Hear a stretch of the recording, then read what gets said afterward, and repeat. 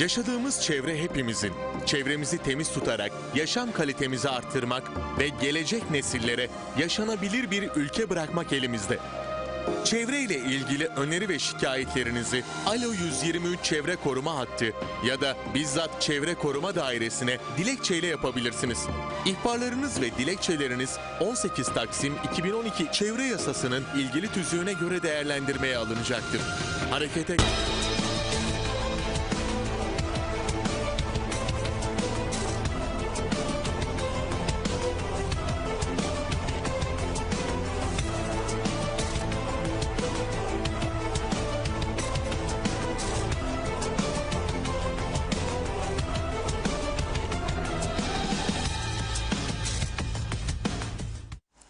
Merhaba sevgili izleyenler, TV 2020 ekranlarında Gündem Özel programında Diyalog Medya Genel Yayın Yönetmenimiz Sayın Reşat Akar'la beraberiz. Evet, çok yoğun bir haftaya başlıyoruz ve yine gündem tam kapanma konusuna döndü. Vaka sayıları artıyor. Alsancak, Lapta bölgesi derken Girne'nin tamamı, hatta komple adanın kapanması gündemdeki en sıcak yerini aldı. Zira Alsancak Lapta Belediye Başkanlarının yapmış olduğu dikkat çeken önemli açıklamalar var. Diğer taraftan üst komite Cumhurbaşkanı Ersin Tatar'la görüştü. Görüşme sonrası herhangi bir açıklama yapılmadı. Şu sıralarda da Bulaşıcı Hastalıklar Üst Komitesi toplantıda, gözler de kuruldan çıkacak olan yeni kararlarda. Bir diğer ana gündem başlığımızda tabii ki aşı konusu. Avrupa Birliği'nden gelen 1170 doz aşı ülkemize teslim edilmiş bulunuyor. Evet, diğer taraftan tüm bunların gölgesinde bugün okullar açıldı. Milli Eğitim Bakanı Olgun Amcaoğlu bugün okula giden öğrencilerin sayısını açıkladı. Yaklaşık %28 kadar öğrenci bugün okula gidemedi. Onlar online şeklinde eğitimlerini sürdürüyorlar. Tabii bu konuyla ilgili yapılmış olan açıklamalar da var.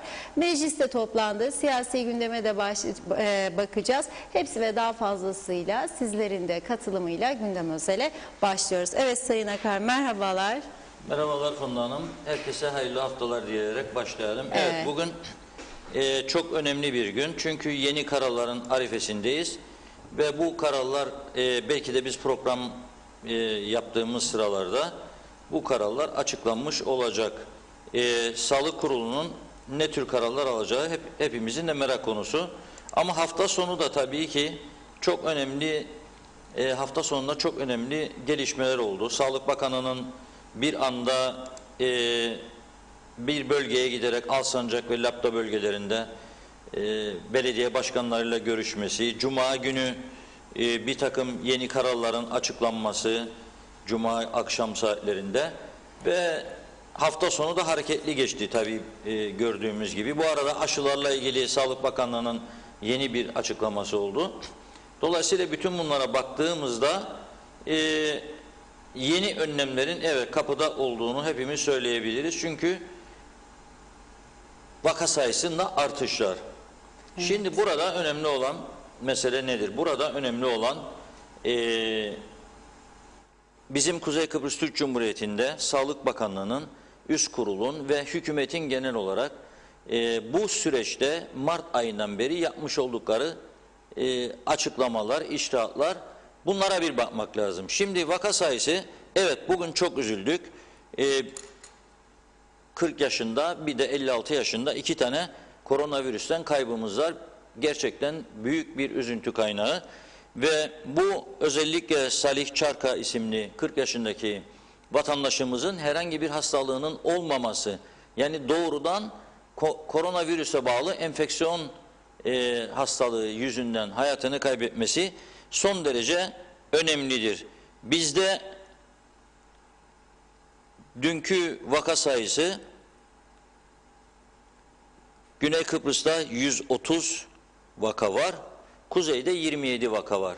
Yani Güney Kıbrıs gittikçe 500'lü rakamlardan aşağılara doğru düşüyor.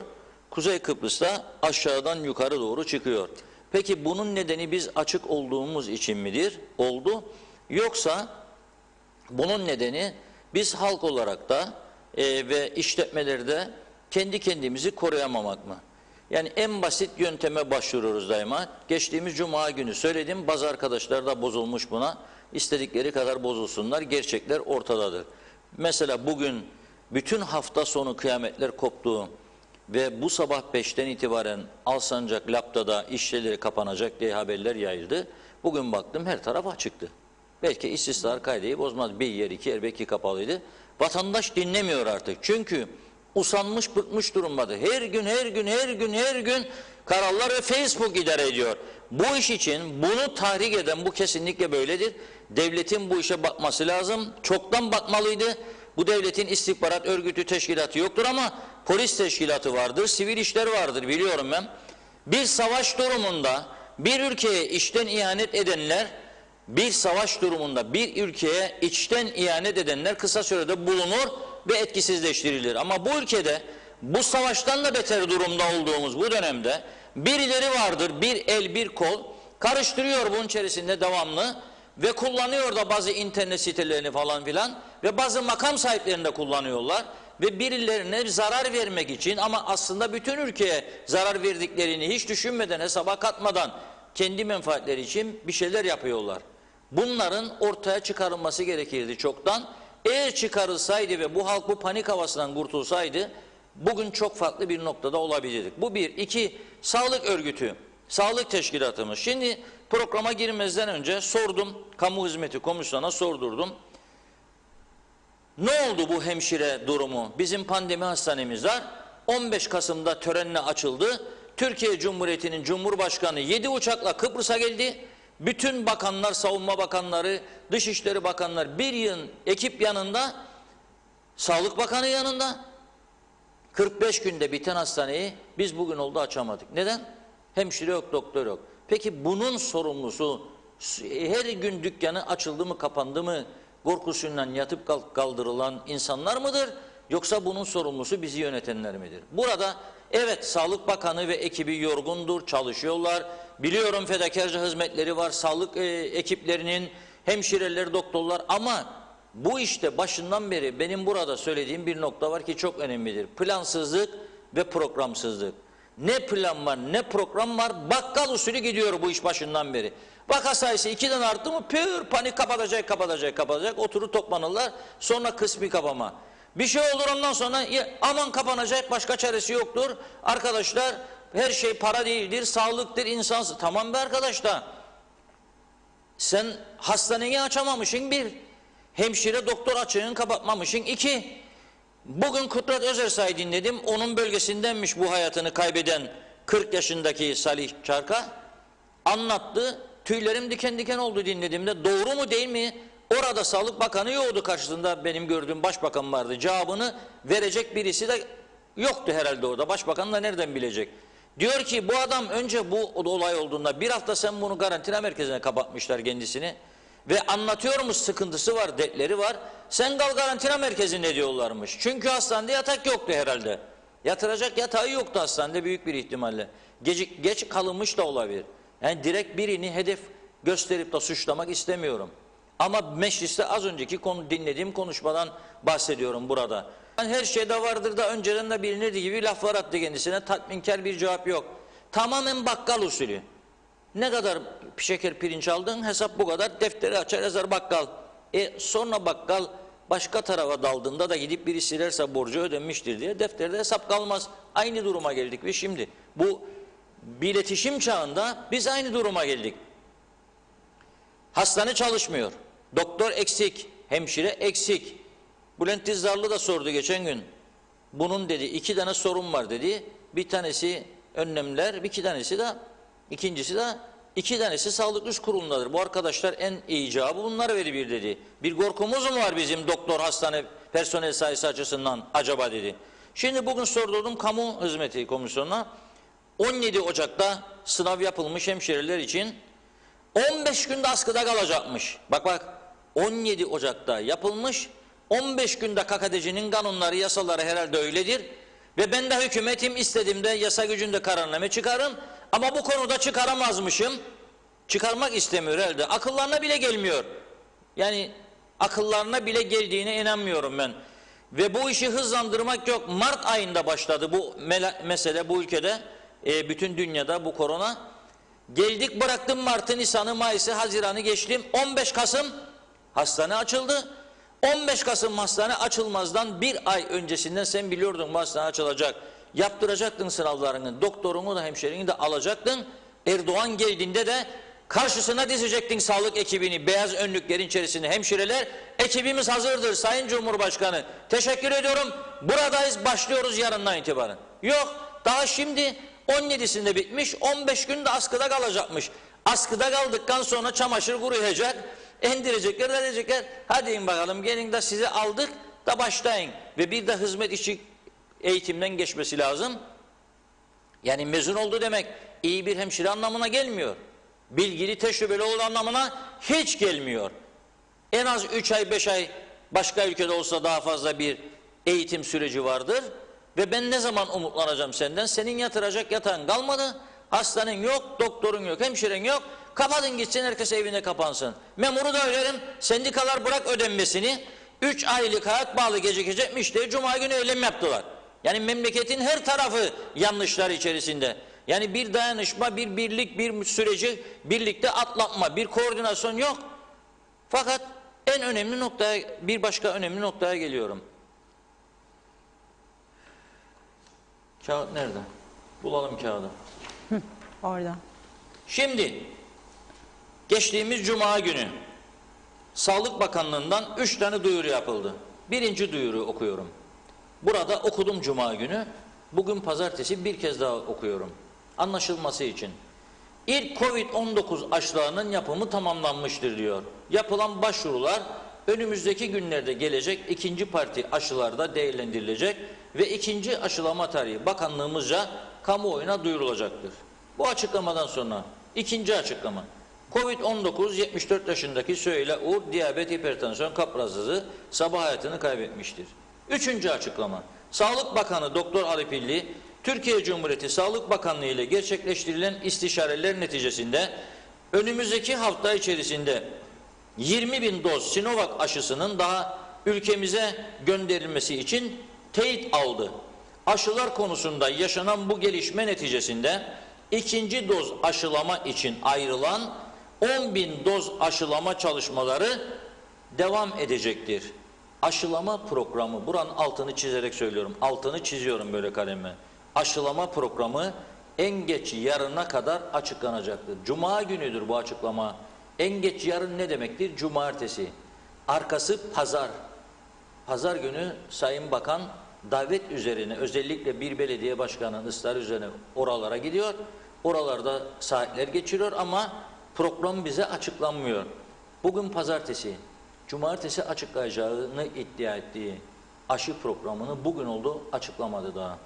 Sadece biz de işte böyle olmalı diye bir başlık attık gazetemize, pazar günkü gazete. Lefkoşa Belediye Başkanı Mehmet Harmancı bir paylaşım yapmıştı ve Mehmetçik Belediye Başkanı Cemil Sarıçizmeli.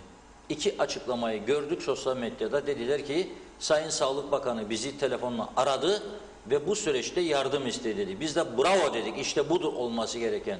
Ama bir de bugün Vadili Belediye Başkanı'nın paylaşımını gördüm bugün. Yani herhalde ona da bugün ulaşıldı. Hafta sonu cuma, cumartesi, pazar çalışılmış olsaydı bir liste açıklanırdı.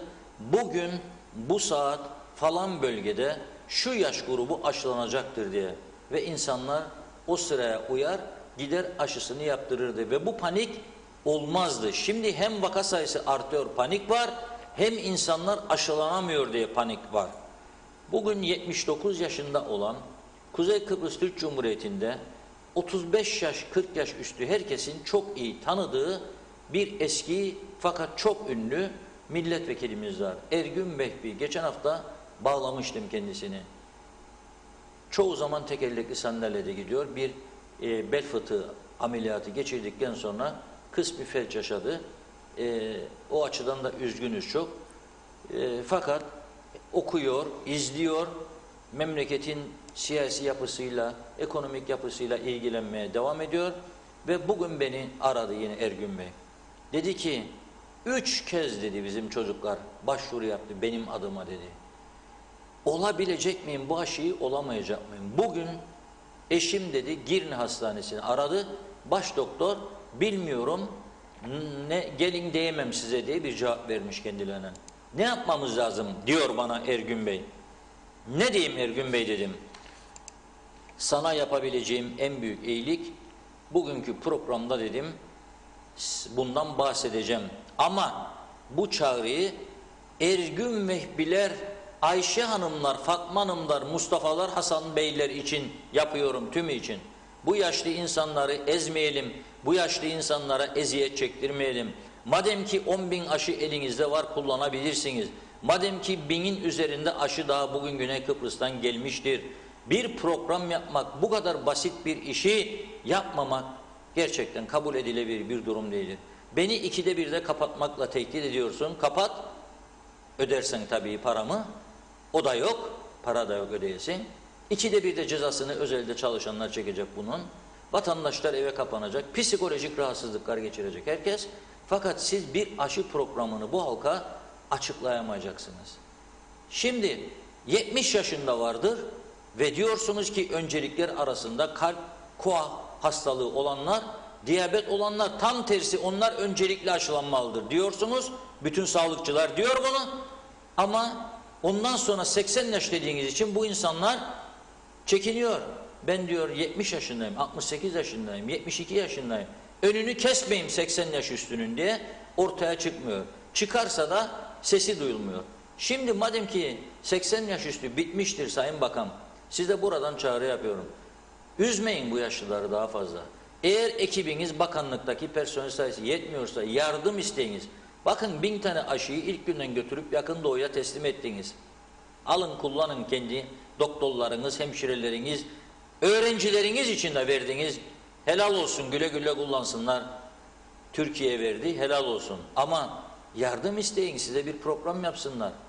Birkaç saat içerisinde yapılır bu iş. Ve insanlar sıraya girsin. Gitsin yapsın aşısını. Saati geldiğinde o saate göre bir plan program çerçevesinde hangi gün, hangi saatte, hangi hastaneye gideceğini bilsin. Ergün Mehbi Bey'in telefonunu da veriyorum size Sayın Bakanım. 533 860 2709. Sizden çok daha uzun süre siyaset sahnesinde bulundu. En azından onun hatırına bir telefon açsın alt ekibiniz, üst ekibiniz kim ise sorumlu ve gün saat versin Ergün Bey'e. Ama tekrar ediyorum, bütün Ergün Beylere, Ahmet Beylere, Mehmet Beylere, Ayşe Hanımlara, Fatma Hanımlara gün saat verin artık. Korkuyla yaşayamayız ve korkuyla da bu süreci atlatamayız. Bazı insanlar illa kapan kapatacaksanız kapatacaksınız. Vaka sayısı arttıysa zaten başka çareniz kalmıyor. Ama bunun sebebi bu altyapı eksikliğidir ve bir de denetimsizliktir. Kaç kişiye ceza verdiniz Sayın Bakan bugüne kadar? Yasayı geçirdiğiniz meclisten sorarım. Maske kuralına uymayan, hijyen kuralına uymayan kaç kişiye ceza verdiniz siz bugüne kadar? Hiç. Hiç kimse. Bugün duydum 4 kişiyeymiş ceza vermişler. 4 kişiye herhalde polis o da bir yerde gördü. Nasıl olur bu iş? Birçok yer hala daha Alsancak, lapla kapatmak istediğiniz bölgeleri söylüyorum. Hemen her gün 2-3 tane markete giriyorum. Yarısı maskesizdir vatandaşların içeride. İddia ederim. Gidin siz de. Gidin benim gibi kontrol edin. Yarısı maskesizdir. Hiçbir kontrol yapılmadı bu bölgelerde. Ve şimdi işin en kolayı kapatın. Ne oluyor? Bu da kapatınca ne oluyor? Belediye başkanı diyor, kapatma istiyordu daha önce belediye başkanları. Biri dedi ki ben sonradan yok kapatma istemezdim dedi Laplan'ınki. Alsancak'ınki de dedi ki ben dedi şimdi benim vatandaşım dedi çıkıyor dedi. Gidiyor Karaoğlanoğlu'na tıraşını olup geliyor dedi. Bizim berber kapalı. Senin bölgendeki berber ki sana para verir. Belediyeye katkısı vardır. Onu kapattırdın sen. Bağır çağır. O da gidiyor Karaoğlanoğlu'na diyorsun bana. Şimdi de geri gelir ondan sonra köyüne. Gidecek tabii. Kapat dedin gazinolarda Alsancak'ta. Bugün büyük kahramanlıklar var gene. Gitsin Karaoğlanoğlu'nda oynasın da geçsin midir bu? Varsa gazinolarda büyük bir virüs bulaştırıcı durum hepsini birden kapatırsın o zaman. Bütün ekonomiyi kapat bitsin ama ödersin. Rum tarafının nasıl ödediyse o şekilde. Rum tarafı bir tedbir daha aldı. Biz hafta sonu bu tarafta birilerine nasıl vururuk diye hesaplar yaparken Rum tarafı yeni kararlar aldı. Onu da okuyacağım.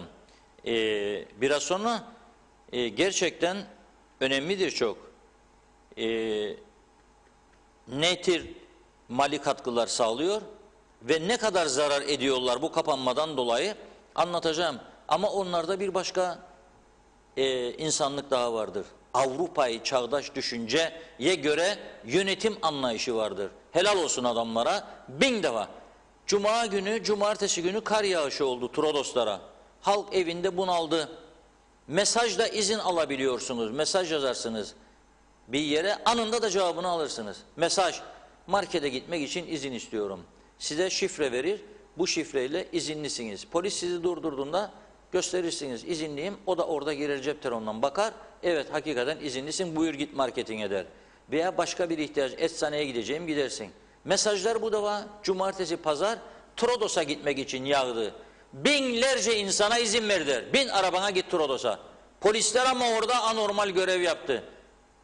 Gittiler pazar günü, cumartesi günü hafta sonu kar keyfini yaşadılar. Sonra evlerine döndüler. Arada bir moral de lazım insanlara.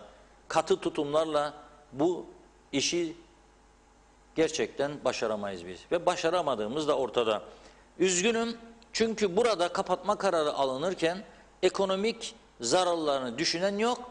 Ekonomik zarara girecek olan insanlara ne kadar para gerektiği, katkı gerektiğini düşünen yok. Ekonomik sektörlere sadece cezalandırma var. Nitekim bütçede turizm fonunu %1'e düşürmüştür. Bugün Türkiye, Yunanistan ve Güney Kıbrıs'ın 2021 turizmi için ne yaptıklarını da az sonra gündeme getireceğim. Hafta sonu çalıştım biraz, dersimi aldım, görüntüleri izledim. Onları biraz sonra gündeme getireceğim. Şimdi bugün yine Avrupa Birliği aracılığıyla 2 Toplumlu Sağlık Komitesi tarafından bize 1170 doz Pfizer-BioNTech aşısı daha gönderildi. Arabaları getirelim arkadaşlar gene.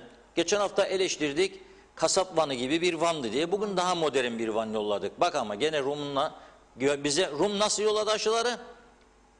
Bu bizim araçtır. Getir önce, bu da Güney Kıbrıs'ın. Bak kardeşim, arka kapak kapandığı zaman içeriye ışık girmez, tamam mı? İçeride buzluklar hazır. Bize yolluyor. Bunlar bizim düşmanımıza, yani bizi yok etmek isteyen Rumlardır bunlar. Özellikle milli demeçlerimizde, konuşmalarımızda bunu vurgular. Rumların tek amacı var, Kıbrıs'ı Türklerden temizlemek. Bizi temizlemek isteyen adam bununla getirdi bize. Aşıyı sağlam yapalım diye. Bu da bizim cam, siyah cam, bütün şey güneş ışığını içeri yansıyor. Buzluk muzluk da yok. Bu şekilde biz koyduk. En azından geçen haftaya göre bir düzelme var. Geçen hafta kasap buzlu vanı gibi bir vanıdı. İçinde ahşap parça atıldı, saçıldı. Gene bugün biraz daha düzgün bir araç gitti. O açıdan teşekkür ederim. Yani bu büyük bir olayı başardığımız için teşekkür ederim. Ama gene aradaki farkı anlatmak zorundayım. Eksi 70 derecede bu aşılar muhafaza edilmelidir. Bir şey gelebilir bana, ama adamsın sen de ya. Her şeyimiz tamam da yani bu mu kaldı? Metehan'dan devlet hastanesi alt tarafı ne kadar? 10 dakikalık yol. Bozulmaz ya 10 dakikada, merak etme diyebilirler bana. Ben de elbette bozulmaz inşallah derim. Ama beni de bir vatandaş olarak öyle bir duruma getirdiler ki bu aşılar hastanede de acaba buzlukta mı değil mi? Acaba buzluklar çalışır mı çalışmaz mı? Endişesini de yaşamaz değilim. Bu bir güven meselesidir. Aynen çiftler arasında olduğu gibi. Güvenirsin, devam edersin. Güvenmezsin, çekilirsin. Aynı şekilde güvenirsin devletine, korkusuz bir şekilde gidersin. Güvenmezsin devletine, geri çekilirsin. Yani dersin ki aman acaba bir şey olur muyum? Çok sayıda insandan mesaj alıyorum, telefon veya yazılı mesaj. Hangi aşıya güvenelim Reşat Bey diyorlar. Ne bileyim ben. Yani ben aşı uzmanı değilim. Ama bu konuda da devletin sık sık yetkililerin açıklama yapıp bizleri uyarması gerekmez mi acaba? Bunu düşünüyorum. Gerekmiyor mu acaba? Yapmaları lazım. En azından az önce okudum. Cumartesi günü bir aşılama programı açıklanacaktı. Açıklanmadı. Şimdi bu iş gene nasıl gidecek söyleyeyim size. Mehmetçik Lefkoşa ile konuşuldu. Başlayacak. Hadi Harmancı diyecekler, 500 tane veriyoruz sana. Bak da Lefkoşa'da 80 yaş üstü senin bildiğin kayıtlarına kimler var? Senin hemşirelerine gitsinler aşılasınlar. Hadi Mehmetçik, sarı çizmeli veriyoruz sana da kaç kişi varsa, ama olmaz ki. İlk bu ülkede ilk aşı kampanyası başladığında hakkını vermek lazım. Akçay muhtarı çıktı ortaya. İlk birinci adım 165 tane 80 yaş üstü insanımız var dedi köyde. Dün sordum kendisine, yanlışsam bugün değiştiyse düzeltsin beni. Dün sordum, arayan oldu mu sizi ya, açıkladın ve biz de burada söyledik. Arayan bir kul oldu mu seni 165? Bu 165'e nasıl yapacaklar aşıyı, nasıl olabilir? Ne önerirsin bunlara? Yok dedi, kimse beni aramadı dedi. Ya o yardım etmek ister vatandaş, size muhtarımız, belediye başkanımız, emekli doktorlarımız, yararlanın bundan bu şekilde olacağına. Yok, maalesef yararlanmak da istemiyoruz. Kendi başımıza gidiyor bu iş. Peki bugün Cumhurbaşkanı'nda önce bir toplantı olmuş. Şu anda da Sağlık Üst Kurulu toplantısı devam ediyor. Ve sosyal medya tabii herkesten önce biliyor olayları. Herkes açıklıyor kendi kafasına göre. Yalandır, doğrudur. Kapanıyormuşuk be arkadaşlara. Kapansın ya, böyle olur mu? Hayattır bu, canımız emniyetli. Özellikle bakarım kamuda üst düzeyde olan bazı arkadaşlar veya bazı emekliler, ama yağlı emeklilerden söylüyorum, kapanma çağrısı sosyal medyada. Acaba derim başka bir ülke bizim gibi kendi kendini batırmak isteyen veyahut da ferdi kurtuluş için çırpınan bir başka ülke insanı var mıdır? Düşünemiyorum gerçekten. Kabilelerde bile düşünemiyorum böyle bir şey. Yani biz kendi kendimize batmak istiyoruz diyen bir ikinci ülke var mıdır acaba? Ha, kapanmayalım ne yapalım? Vakalar arttı. Kapanmamak için bugüne kadar denetlenmek lazımdı. Kendimizi kontrol etmemiz lazımdı. Gece yarılarına kadar oralarda buralarda eğlenirken her şey güzeldi. Kontrol edilmeyen yerlerde garsonun tamam mı? Yemeğini getiren, mutfakta pişiren tamam mı? Maske var mı? Kural var mı? Hijyen var mı? Hiçbirine bakmadık.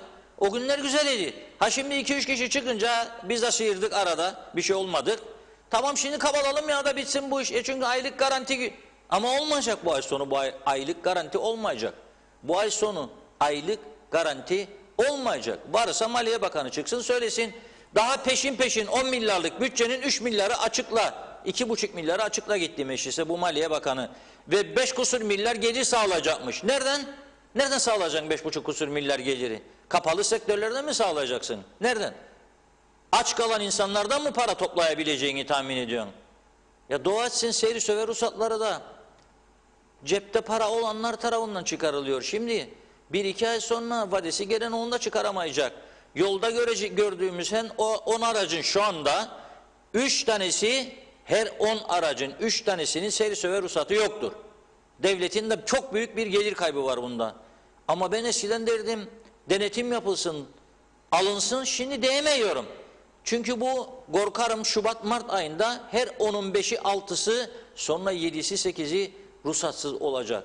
Polis hangi birini bunların ceza kesecek? Hangi birini mahkemeye verecekler? Mahkemeler hangi birine bakacak bunların? Bunları da düşünün. Bugünlerin yarınları da var arkadaşlar. Öyle diye geldik bugünlere. Uyardık. Bugünlerin de yarınları var. Hiç düşünmedik. Ne olacak acaba Ocak sonu, Şubat sonu, Mart sonu? Onları da düşünelim. Evet, dilerseniz bakalım izleyicilerimiz neler söylüyor. Mesajlara geçeceğim ama öncesinde hemen belirteyim Reşat Bey. Arkadaşımız Ömer Kadiroğlu'nun ikinci kapanmayla ilgili esnafla konuştuğu görüntüler hazır. Uygun gördüğünüz takdirde o görüntülerimizi de istediğiniz zaman yayınlarız. Tamam, birkaç mesaj okuduk. Evet. Sonra onları da izleyelim. Erol Topçu iyi yayınlar dilemiş. İsmail Cömert de. Emete Gümüşok hayırlı günler, iyi yayınlar. Reşat Bey, ortalık yangın yeri. Bence sade Girne değil tamamı bir müddet kapanmalıyız. Durumlar vahim diyor. Tedbir. Erol Topçu, bir buzluklu vanımız bile yok. Aşılar arabanın içine kondu demiş. Mehmet İnancı, hoş vakitler, hayırlı yayınlar. Mutlu bir hafta geçirmenizi dilerim. Koronasız günlere inşallah diyor. İnşallah. Servet Putlu Poyraz, mekanları cennet olsun demiş. Covid'den hayatını kaybeden vatandaşlarımız için Sayar Aker yeni hafta eski icraatlar gündemi değiştirmez, iyi yayınlar diyor. Metin Maraşali hoş vakitler, kolay gelsin, iyi yayınlar dilerim. Akçay Muhtarlığı da iyi yayınlar diliyor. Erkan Erçika canımız yanacak gibi yorumunda bulunmuş. Mehmet İnancı, Reşat Bey Alsancak ve Lapta'da kaç vaka olduğunu bilir misiniz de buradaki esnafı kapadılar diye soruyor. Ümit Mustafa, galip olan Allah'tır, bu devleti Kıbrıs Cumhuriyeti Kıbrıslı Türklerine kurmadılar. Allah büyüktür, halkına bir parça kuru ekmek bile veremediler. Bunlar demiş. Evet, o kısımlarını çok okumayayım. Evet, Gürkan Bengü Giritli Pandemi Hastanesi'nin açılmamasının sorumlusu şu an mevcut tüm siyasilerdir diyor. Son kadede eğitim başladı. Bir telefonla küçük çocuk ders yapar. SOS verdiler. Tablet vereceklerdi ama umurunda olmadılar demiş. Altan Karakuş, iyi yayınlar Sayın Reşat Akar, Funda Hanım, ben üzülerek söylüyorum. Bizden hiçbir şey olmaz demiş. Devlet diyoruz ama devletin D'si yok. Hep şov işimiz diyor. Gürkan Bengü Giritli, kokuşmuş siyasetten istifa ediyorum artık demiş. Ömer Karavezirler, iyi yayınlar. Arkadaşlar, siyasetçilerin ve hükümetin hala aklında ekonomi. Ekonomi diye diye arkadaşımızı bizden aldılar. Bunun hesabını versinler, verebilirlerse. Kimler sebep olduysa onları bulsun Covid demiş. Can karşılığı, okullar online eğitime geçerse iyi olur ya da vakalar patlak versin, karar onların diyor. Sayar Aker, dünya halkı veresiye ile geçinir eğer sosyal yardım yetersizse demiş. Ebru Yalçın Karakaşlı, çok doğru, birlik beraberlik yok diyor. İsmet Ezel, askıda demek sınav şaibelidir demek demiş. Caner Şefik, iyi yayınlar diliyor. Teşekkür ediyoruz. Can karşılığı, okullarda sınav olmamalı bu sene. Hiyat Siva, iyi akşamlar Funda Hanım, Reşat Bey. Yetkililerin devamlı karar değiştirmelerinden dolayı devlet kurumlarına olan güven azalmış ve bunlardan dolayı vatandaş kararlara uymamaya başlamıştır. Bu da gerek Covid gerekse ekonomik yönden ülkeyi daha da kötüye götürecektir diyor. Mehmet Akın, zaman geçiyor, kimse bir tedbir almıyor. O ona değmiş mi, bulaşmış mı, yoksa yanından mı geçmiş? Bir orada bir söz vardır. Çaydan geçerken çamur sıçramış, durum bu. Battı ülke demiş, kına yakın diyor. Ancak sizler halka önlem aldırsanız, aç aç, kapat kapat, o zaman milli gelire hasıla oranıyla benim zararımı karşıla. Ya bir günde yüzümüzü güldüren bir karar açıklayın, yazık günah değil mi demiş. Aşı yok, aşı olur, hizmet yok. İnsanları rezil etmekten başka bir işe yarıyor musunuz diyor. Okulları zaten söylemiyorum. Olmaz olsun böyle yönetim biçimi, yazıklar olsun demiş. Yener Mücek, Alsancak Belediyesi'nden 2 duyuru var. 65 yaş üstü vatandaşlarımız aşılanacak diye. Bugün yine bir duyuru, evde sağlık hizmetlerimize geçici süreyle son vermek zorunda kaldık. Yorum sizin demiş Yener Bey. Necdet Mavi Gözlü, hayırlı akşamlar, iyi yayınlar. Alınması gereken en önemli önlem adaya girişleri kesinlikle durdurmaktır. Durmuştur, yoktur. Evet. Adaya girişleri çoktan durmuştur. Gelen giden kendi vatandaşlarımız Evet, İstanbul'a, sadece. Adana'ya tedaviye gidiyor, geliyor.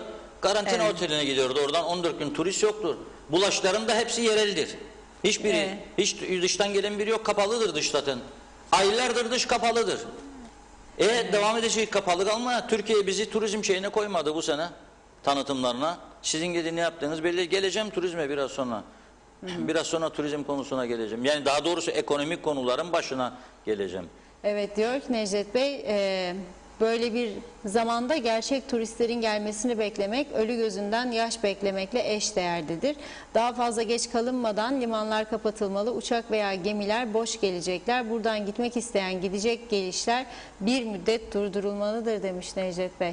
Ethem Durak, Funda Hanım, Reşat Bey, konuşmada haklısınız diyor. Bu halk önlem almada zorluk çekiyor. Kuru kafayız. İdareciler ne yapsın? Bir şey öngörürler. Birden başka bir fena bir olayla karşılaşırlar demiş. Geçen günkü 68'li mülkeliler konuşmasında Sayın Erdil Nami'nin son sözleri doğru.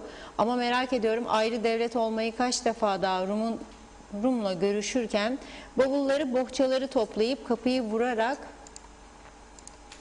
Kapıyı vurarak demiş, çıkmasını bekleyeceğiz, söyler misiniz diyor. Mehmet İnancı hafta sonu toplanamazlardı çünkü seçim yatırımları için Tatar, Başbakan da başka bir köyde köylülerle buluşmuşlar. Başbakan Sağlık Bakanı ile sürekli istişare halinde olması gerekmez miydi diyor. Gördüğüm fotoğrafta tüm köylüler dip dibe oturmuşlar, Başbakanı dinliyorlardı. Olur mu böylesi? Demiş. Hüseyin Koltan iyi akşamlar diliyor, iyi yayınlar. Doğru Haber'in adresi iyi ki varsınız. Ağzınıza, yüreğinize sağlık. Teşekkür ediyoruz. Sayar Aker, psikolojik hastalıklar koronanın önüne geçmeye başladı. Halkta bunalım çoğalıyor diyor. Burada bir nokta koyalım. Koyalım. Bu psikolojik bunalımlarla ilgili olarak gene bir araştırma, hafta sonu yaptığım araştırma vardır. Ne tür önlemler alınmalıdır ki devletin bunu kendisinin yapması lazım aslında. Bizim şu anda haftalardır, aylardır ben çağrı yapıyorum. Bizi kullanın diyorum, yardım isteyin bizden. Gönderin duyurularınızı, deyiniz ki alfabetik sıraya göre bölgelerde aşılama şu gün şu saat olacaktır. Biz bunları yayınlayalım, insanlar da görsün ve ona göre gidip aşısını olsun. Buradan ekranlarımız size açık, gazete sayfalarımız açık, çağrı yapıyoruz. Bir Allah'ın kulu da arayıp şunu istiyoruz, bize yardımcı olur musunuz duyuru demedi bugüne kadar. İki, bu insanlar evde işini kaybetmiş, geliri düşmüş, ailesiyle sıkıntılar başlamış. Biraz desteğe ihtiyacı var. Nedir destek? Psikolojik. Bugün bir psikiyatriste gitsin bir insan ne kadar para ister tedavi olsun? Halbuki gitmeden de kendi kendine bazı yöntemlerle insanlar o psikolojik sıkıntısını bir miktar hafifletebilir. 10 tane maddeden söz ediyorlar. Uluslararası sağlık uzmanları bu koronavirüsten sonra yaptıkları tavsiyede kimisi 5, kimisi 10. Bunlarla ilgili de baktım gördüm. Bizde bir tanesi bile yoktur. O yönde yaptıkları uyarıdan bir tanesi bile yoktur. Onun için şimdiden duyuruyorum burada. Telif hakkı olup olmadığından emin olamadık. Araştırdık. Bugün sizlere buradan ben bir şarkı dinletmek istiyorum. Dinleteceğim biraz sonra. O şarkıyı herkes dinlesin. Bir sorun vardır o şarkıyla ilgili. Sonra neden bu şarkıyı dinlettirdiğimi anlatacağım. Ama o şarkıyla ilgili bir tek şey istiyorum. Yayınlayacağımız şarkının Türkçe adı nedir? Mesajlarınızı bekleyeceğim burada. O şarkının Türkçe adı nedir? Ama mesajlar biraz azalsın. Evet.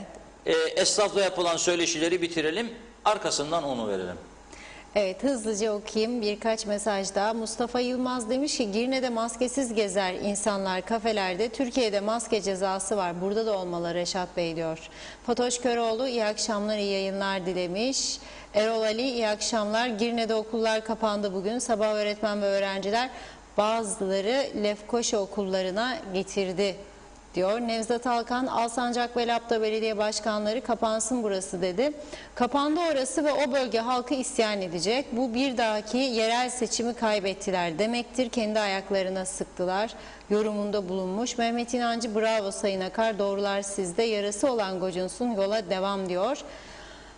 Evet, Necdet Mavi Gözlü Serdar Savaş isimli profesör diyor ki 60 yaş üzeri kişiler Sinovac aşısını asla yapılmasınlar. Yapılacakları aşının Sinovac aşısı olduğunu sorup öğrensinler. Eğer Sinovac aşısıysa yerde tepinsinler ama o aşıyı asla yaptırmasınlar diyor. Çünkü bu aşının 3 faz denemesi yapılmamış olmakla beraber 60 yaş üzerindeki insanlar üzerinde denenmemiştir diyor. İsteyen Serdar Savaş demiş, Facebook'tan izleyebilir. Ben bu aşıya asla güvenmiyorum. Güvenenler gitsin aşısını yaptırsın. Okudum o açıklamayı ama o açıklamayı okuduktan sonra programa girmezden yarım saat önce gördüm profesörün. Evet. Ama yabancı kaynaklardan da araştırdım. Yabancı kaynaklarda benzeri bir açıklamayı görmedim. Yani onlar daha çok kimisi %90 güvenilir olduğunu, kimisi %72 güvenilir olduğunu, kimisi %51-52 güvenilir olduğunu söylüyor. Ama 65 yaş üstü bu aşıyı yapmasın diye bir yayın görmedim. Belki gözümden kaçmıştı. Çünkü çok sayıda yayın var. Hepsini okumam mümkün değildi ama Türk profesörün açıklamasını da okudum bilemem. Ama bizim elimizde şu an zaten aşılar Sinovac'tır. Yani Pfizer gelen aşı 1050 gelmişti. 1100 daha 2200 yani hadi gelecek. 3000, 5000 daha haftada 1000 tane gelecek. Onunla başa çıkamayız ki. Netice Değil mi? itibariyle bütün Türkiye milyonlarca oluyor. Türkiye yeni aşıları bugün getiriyor. Bize de 20 bin geldi, 20 bin daha geliyor.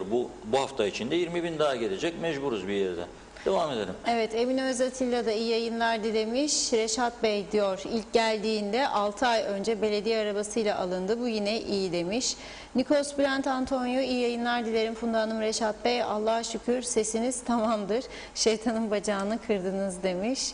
Bizde haftaya açılımlar olacak. İlkokullar da açılıyor. Sizin başrollerde oynayanlar koronadan çok korkarlar. Pencere gibi bir açarlar, bir kaparlar demiş. Saygılar diyor. Erol Canseç, Madrid, İspanya'nın en üst düzey generali, Covid-19 aşısını öncelikli gruplardan önce aldığı iddialarının ardından cumartesi günü istifa etti. Aşı kuyruğunu atlattıkları için kamuoyunda öfke uyandıran bir dizi kamu görevlisinden biri demiş Erol Bey. Sevil Taşlı, tok açın halinden anlamaz, memurun emeklinin tuzu kuru diyor. Okumadığım isimlerden okumaya çalışıyorum. Tema Yavaş, iyi yayınlar, karlı Londra'dan selamlar dilemiş. Evet, Emine Özatilla, Reşat Bey, halk vurdum duymaz, korunmuyorlar. Devlet ne yapsın? 8 milyar üstü maaş alanlar kesilsin, hep kapatsın. Halk kolayını buldu, yazıklar olsun. Memleketi yediler demiş. Selik Aziz de iyi yayınlar dilerim diyor. Kapanma işimize gelmez. Herkes korunsun. Devlet nereden bulacak parayı ödesin? Kapanınca kapama istemem, ben emekliyim. Herkes önlemini alsın.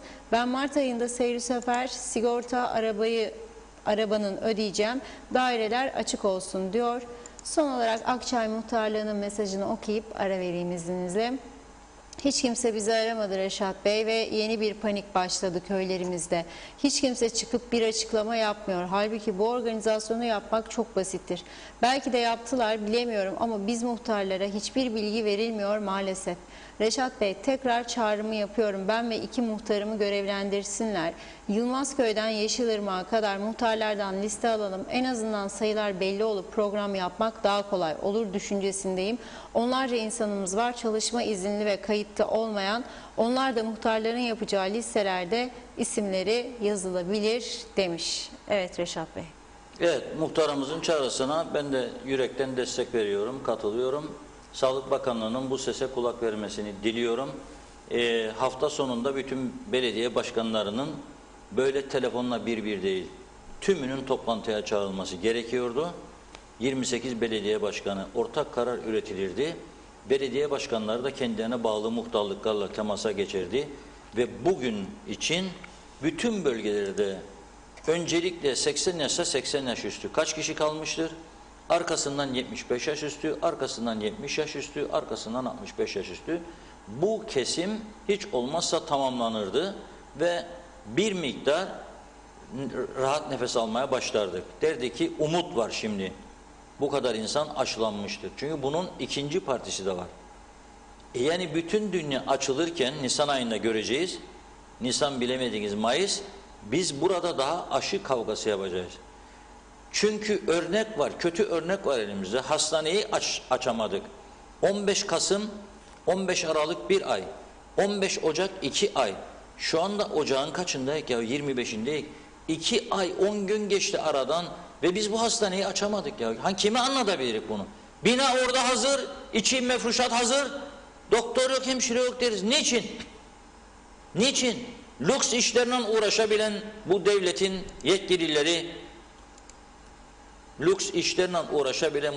yetkilileri, hala daha örtülü ödeneğe dokunmayan bu devletin yetkilileri, hala daha siyasi partilere mali yardım yapmaya devam eden bu ülkenin yetkilileri, hala daha resmi hizmet araçlarını babalarının malı gibi kullanan bu devletin yetkilileri bir yerlerden tasarruf başladık da neden hastanenin eksiklerini gideremediler? Neden sonra varlıklı insanlarımızı hala da bu yardımlaşma ve dayanışma kampanyasını başlatıp onun içine sokmuyorlar hala da? Herkes çekildi bir kenara, dikkat ediyorsak. Bütün varlıklı insanlar bir köşeye singli kaldılar. Aman aman derler, beni görmesinler. Aman aman kimse görmesin. Ofise birinde kabul etmeyin çocuklar, korona vardır. Dışarıda gitmeyelim, kapanalım, evet, dokunmasınlar bize diyenler var. Üzücü bir durum gerçekten. Ne yapacak ya? Bu devletin sırtından, bu halkın sırtından geldik bir yerlere. Paylaşma zamanı değil mi şimdi bir takım şeyleri? Niye bundan kaçınıyoruz? Gerçekten anlamış değilim. Ama küçük esnaf çok zordadır. Herkesin bu küçük esnafı anlamasını diliyorum. Bakın Rum tarafı, bizim esnafın görüşlerini açıklamazdan önce söylüyorum. Hafta sonuna denk geldiği için aslında Anastasiadis'in sesinden de var bu ama Rumca konuştuğu için anlamayacak kimse değil, videosunu vermedim. Şöyle diyor Anastasiadis, ihtiyaçlı kesimin korunması için 3 milyar euroya yakın bir kaynak ayırdık diyor. Tekrar ediyorum, ihtiyaçlı kesimin korunması için. Yani bu koronavirüs pandemi salgını sonrasında fakirleşenler devletin yardım etmesine karşın yeterince gelir sağlayamayanlar veya aldığı yardım düşük kalanlar ve korunmaya muhtaç hale gelenler, sefalet sınıfına gelenler, sırf yanlış yollara tevessül etmesinler diye hırsızlık, soygun, başka şeyler 3 milyar euro ayırdık diyor. Biz de böyle bir tek kelime duyduk mu bugüne kadar bu insanlar için? Duymadık. Duymamız da mümkün değil. Bu para diyor 2 milyar 914 milyon yani tamamı söylüyorum. Ev ihtiyaçlarının ve diğer ihtiyaçlarının karşılanması için. Ev ihtiyacı nedir arkadaşlar? Nedir? Ev ihtiyacı yemesidir. Etidir, tavuğudur, sütüdür, yumurtasıdır, zepsesidir, meyvesidir. Ve diğer ihtiyaç nedir arkadaşlar? Ödeyemezse elektrik parası. Nedir diğer ihtiyaç? İlaç parasıdır. Özellikle yaşlı insanların. Devlet varsa böyle vardır dedi. Eğitimin desteklenmesi için ne kadar ayırmış? Bu yeni süreç. 1 milyar 297 milyon euroda eğitimin desteklenmesi için. Bizim KKTC'nin eğer meclis kabul ederse 2021 yılı bütçesi 1 milyar 271 milyonu bulmaz, daha altındadır. Tüm bütçe, bizim tüm bütçemiz. Ve bunun %85'i de maaşlar için kullanılacak maalesef. Evet. Tabii savunmayı da ihmal etmiyor. 71 milyonda ek savunma parası koyduk diyor. Ve bu kapanmanın maliyeti var mı bizde bilen acaba? Kuzey Kıbrıs Türk Cumhuriyeti'nde devamlı kapattığımız sektörlerin ekonomiye maliyeti nedir acaba? Var mı? Bir hesap kitap yapan oldu mu bugüne kadar? Maliye Bakanlığımız var. Bütçe dairemiz var. Merkez Bankamız var. Bir yığın 21 tane yerel bankamız var. Kime yaptırdık? Üniversitelerimiz var. Kime yaptırdık acaba? Böyle bir maliyet hesaplaması var mı bizde yapan? Devlet Planlama Örgütümüz var. Unuttum onu, az kalsın unutuyordum. Bir haftalık maliyeti Rum ekonomisine 775 milyon euroymuş. Bir haftalık maliyeti 775 milyon euro. Onun için adamlar gittikçe sayıları aşağı düşürüyor, vaka sayısını, ondan sonra da açılacaklar. Şimdi görüntülere bir bakalım. Bir bakalım görüntülere. Rum tarafı az sonra, daha doğrusu bizim esnafla yapılan söyleşinin hemen ardından ne tür tanıtımlar başlattılar? Türkiye ne yapıyor? Yunanistan ne yapıyor? Güney Kıbrıs ne yapıyor? İngiliz şirketleri nasıl tur operatörleri tanıtımlar yapıyor? Bunların içerisinde maalesef bütün dünya var. Kuzey Kıbrıs yok. Kuzey Kıbrıs'ın adını bile hatırlayan olmadı şimdi ve hiç bundan sonra hiç olmayacak zaten. İzleyelim esnafın dertlerini bakalım.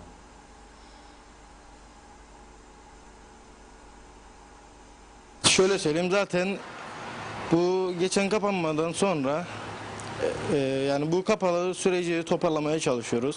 İkinci bir kapalı süreci kesinlikle esnafa büyük darbe vurur. Yani sadece biz değil, bu diğer esnaf, mesela arkadaşlarımız olsun, yan komşu olsun, diğer taraf olsun, aynı sıkıntıyı hep beraber yaşıyoruz. Aç kalır, böyle diyeyim. Yani şu anlık zaten durumlar kötü. Bir de üstüne bu kapalılık olursa kesinlikle yani hiç iyi olmaz. 28 yıldır bu dükkandayım. Bu dükkan benim olduğu için dayanma gücüm oldu bu seneye kadar. Ama bundan sonra yapamıyoruz çünkü bu pandemi gireli Mart'ta kapandık. Ondan sonra yok kapanıyoruz, yok açılıyoruz. Bütün ürünlerimiz genelde yazlıklar, kışlıklar kaldı elimizde. Zaten bu dönemde fazla bir mal getirmedim. Çünkü satışlarımız çok düştü, bayağı düştü. Tabii ki pandemiden dolayı. Şimdi kapanma olursa mutlaka çok etkili olacak. Çünkü çoğu dükkan iyi bir durumda değildi. Küçük esnaf batmaya başladı zaten. Onun için yani çok iyi olacağını zannetmem. Yani kapanınca çoğu tekrar batmaya başlayacak. İş azlığı nedeniyle ve bu pandemiden dolayıdır. Ve çoğu iş yeriniz biz genelde mallarımızı Türkiye'den alırız. Türkiye'deki tüccarlarımızın durumu da iyi değil. Yeni üretim yapmadılar. Biz de yeni alım yapmadığımız için, işte olmadığı için kapatıyorum ben. Yani çok etkiledi bizi. Ben 28 yıldır buradayım. Üzgünüm yani ama kapatmak zorundayım. Çünkü kalkamayız altından. Gene en azından evine ekmek götürecek kadar bir para çıkarabilirler. Yani çıkarır dedin şu anda. Yani ama bir şey kazanç yok, hep giderdir ama günlük bir parası olur elinde ki bir masrafçını görür, o birini aktarır, o birine, o birini aktarır, o birine, öyle çevirmeye çalışır. Herkes böyledir. Ha, kazanmayan da var. Çok hiçbir şey kazanmayan var. Kapanırsa da ne kazanacak? Gene aç kalacak. Gene en azından misal 100 lira alır evine götürür. Ekmeğini alır, bir şeyini alır, geçinmeye çalışır. Kapanırsa ne alacak? Hiçbir şey. Yani bu pandemiden dolayı tabii ki işlerimiz çok düşük. Hükümetin pek bir desteğini de göremedik. Aksine bizim kapanmamız için, kepenkleri indirmemiz için elinden geleni yapıyor hükümet. Pek bir şey yok yani. Biz de direniyoruz ama tamamen kapanma taraftarı da değiliz. Hükümet maalesef hükümet değil. Enteresan kafalar yani. 8 Mart'tan beri biz kapalıyız. Tamam mı? Yani bak hakiki kapalı. Yani öyle açık kapalı değil. 8'inden beri Mart'ın kapalıyız. Bir Allah'ın kulu hiç kimse de sormaz bize nedir haliniz. İşte gelir böyle burada otururuk. Dükkan sahipleri konuşuruk. Ondan sonra eve giderik. Baştakiler bugün kapandı, bugün açıldı, bugün açılacak. Okullar böyle belirli şeylerle insanlarla dalga geçilir. Yani anlayacağınız varsa. Bu ülkede elim hükümet varsa derim ki yoktur bana sorarsanız. Çünkü aldığı kararlara kendileri dayanamaz. Onun için dükkan sahipleri açmış kapatmış insan olmadıktan sonra ne yapacak? Hepsimiz de aynı şekilde birbirimize sorarak acaba kapılar ne zaman açılacak? Açılacak mı?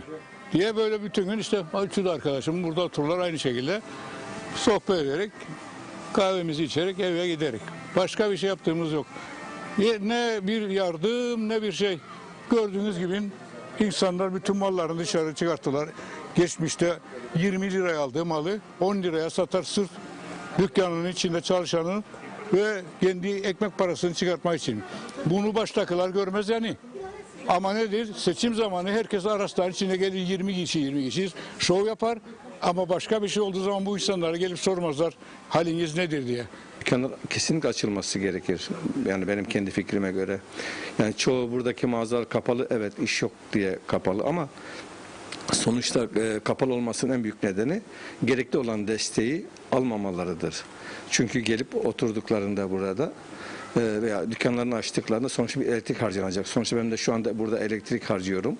En azından elemanlarımı ödüyorum ve ödemeye çalışıyorum daha doğrusu. Biz yine vergimizi veriyoruz açtığımız takdirde sonuçta az da olsa uç da olsa bir ekmeğimizi kazanabilecek. Çorbamızı evimize götürebileceğimiz bir iş şeyimiz olabilir. Ama kapatmak da çok da bir çare değil. Önlem alınır. Önlem baştan alınır. Esnafı sen kapatarak ya da şey ederek değil. Önlem en başta alınır. Yani benim düşüncem budur. İkinci bir kapanma durumu söz konusu olursa esnaf ekonomik yönden nasıl bir sıkıntı yaşar?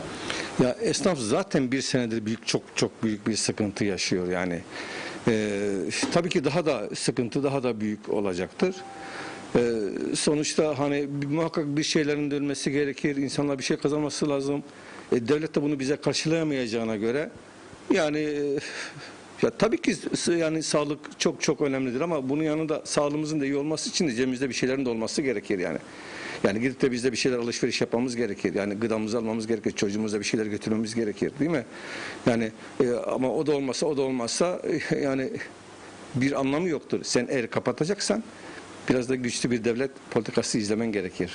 Çok güzel şeyler önermektedir. Bence o önerileri getirecek olan biri varsa ki yoktur olsa Reşat'ın önerilerini dinleseler. Şimdi zaman zaman Rum kesimini gösterir, örnek gösterir. Çoğunun fenasına gider. Gitmeyecek kardeşim. Size yol gösteriyor. Açık ve net size bunu yaparsanız diyor ki halk da bunu Reşat Bey'den dinlediğinde keşke der. Yani keşke diye bir şey var. İnsan esasında keşkeyi kullanmaması lazım hayatta ama bu keşkeyi kullanıyoruz biz hayatımıza. Reşat Bey'in bütün söyledikleri bazı şeyler belki insanlara çok takılır ama doğruyu söyler. Ben üstüne imzamı koyarım her söyleyene. Evet. Bu kadar açık.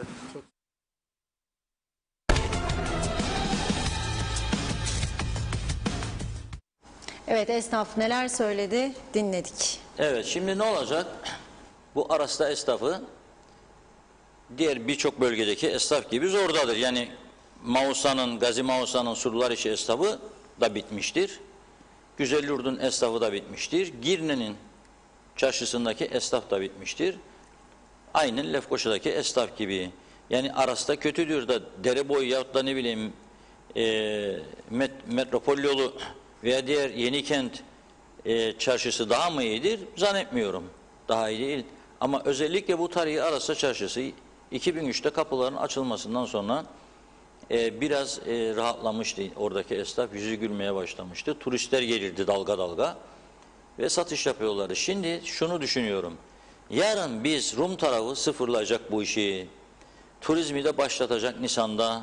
Açıkladılar bunu. 1 Mayıs'ta tam açılma dediler. Bütün dünya. Karneyi gösterin girecek, ne PCR ne bir şey olmayacak. Bize açacak mı kapıyı acaba Rum lokmacıdan da gelsin de bu insanlar çalışsın? Eğer biz bu şekilde kendi kendimize burada bir aşıyı bu şekilde halledemezsek 28 gündür ikinci dozu bunun. Yani biz ne zaman 28. bitirecek, birileri de 28'e geçecek sonra. Bu hızla, bu tempoyla, bu düzensizliğiyle, plansızlığıyla yani endişeliyim. Ve bu insanları bize aşmazlarsa, kapıyı da bırakmazlarsa bu Aras'ta esnafı daha kaç ay daha ve diğer bölgelerdeki insanlar bu sıkıntıyı yaşayacak. Gerçekten çok üzücü bir durumdur. Üzgünüm ama biz buradan yetkilileri uyarmaya devam edeceğiz. Şimdi aslında programın da vaktimiz var oldukça.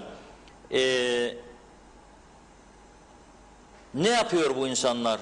Bu arada da bekliyoruz tabii. Sağlık Üst Kurulu belki biz programdayken kararları açıklar da size bunları aktarırız ve yorumlama şansımız olur diye. Ama bu arada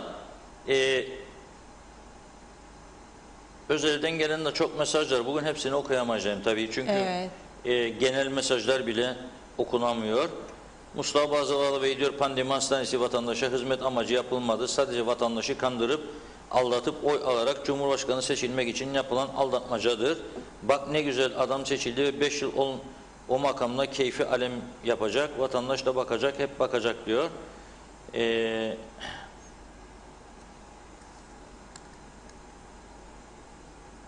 Gazi Mausa Belediyesi de bu arada 65 yaş üzerindekilerin aşılanması için kayıt kabul edermiş. Şimdi düşünebilir misiniz siz? Bizim konuştuğumuz meseleye ferdi olarak geliyor belediyeler. Sağlık Bakanı'nın internet siteciği ne oldu ya acaba? Ne amaca yaradı? Oraya 3 defa 4 defa gönderenler var. Ne oldu? Bitti onlar şimdi. Bu daha döndük belediyeler yapsınlar. Hadi belediyelere müracaat edecek. Belediye diyecek aşı geldiydi gelmediydi. Yapıldıydı yapılmadıydı. Her belediye de organize değil ha onu da söyleyeyim. Yani ben belediyeler alsın bu işi yapsın demedim bugüne kadar. Sağlık Bakanlığı onlardan yardım istesin dedim. Ekibi gönderdin Mausa'ya. Kaç tane senin hemşiren vardır Mausa Belediyesi? Benim gönderdiğim 2 hemşire 2 de sen katkı koy 4 kişi olsun. Benim söylediğim budur. Ve sırayla belirli bir saat verin, program verin insanlara. Alfabetik sıraya göre bilsin gününü, saatini gitsen o saat aşısını olsun, eziyet çekmeden insanlar. Benim söylediğim budur. Yok teslim edin belediyelere de bir de oyuna uğraşalım şimdi. Aşılarda bozulduydu, bozulmadıydı. 2 buzluk var hepsi. Buzluklar da merkezdedir. Gidecek bu Güzellik Belediyesi'ne o saat bitmesi lazım bu aşıların. Ve gene buzlukların içinde gitmesi lazım. 2-3 saat içinde bitmesi lazım. Bunu yani düzensizlik de istemiyoruz tabii. Bunu da bilmek lazım. Neyse. Türkiye Turizm Bakanı biz bunları konuşuyoruz ya. Sayın Mehmet Ersoy'un açıklamalarını 2021 yılı hedeflerini okudum dün.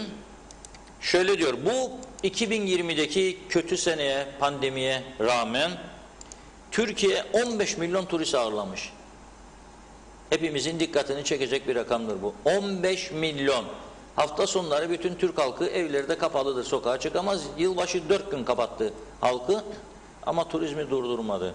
Bunun karşılığında da 11 milyar dolar gelir elde etti Türkiye. 2020 hedefi ise Türkiye'nin 30 milyon turisttir Türkiye'nin. 15 milyon turistten 11 milyar elde etti. 2021'de 30 milyon turistten 20 milyar dolayında bir turizm geliri hedefliyor Türkiye ve korkunç tanıtımlar başlattı.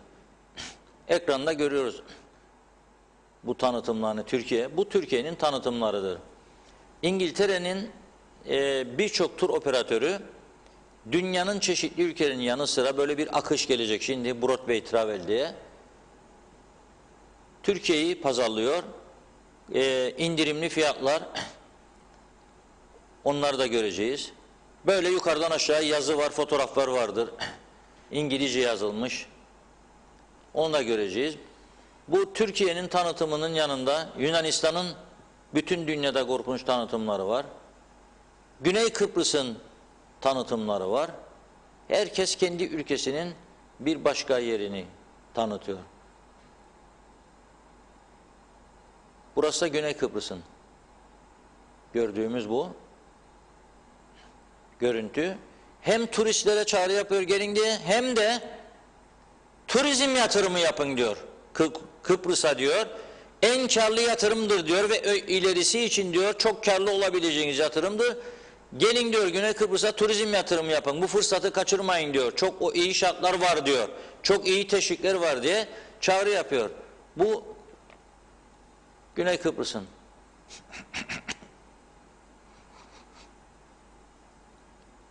Evet. Şimdi ayrıca Türkiye bir taraftan korona ile mücadele var. Çok şükür Türkiye'de vaka sayıları 3000'lerde falan değil artık daha aşağılardadır. Mesela 10-13 Şubat'ta Emit Fuarı yapılıyor bu sene. İstanbul TÜYAP merkezinde.